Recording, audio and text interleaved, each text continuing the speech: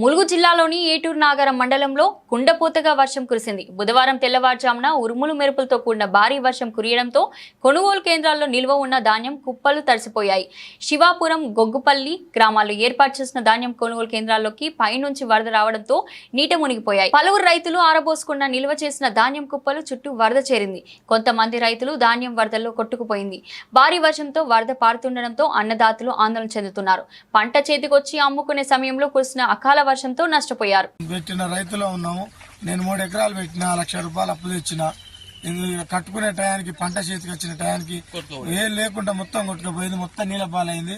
నడువుల బంటి వరదలా మొత్తం మేము రైతులను చూసుకుంటూ అక్కడ ఏడ్చుకుంటూ ఉన్నాం. కానీ కనీసం ఏం చేసుకొని మా పంట నాపుకోలేని పరిస్థితిలో ఉంది.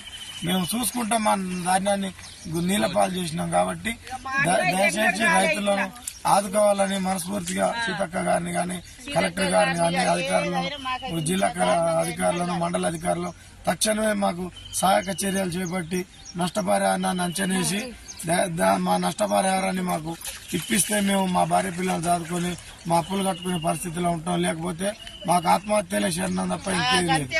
దయచేసి మమ్మల్ని ఆదుకోవాలని మేము మనస్ఫూర్తిగా జిల్లా యంత్రాంగాన్ని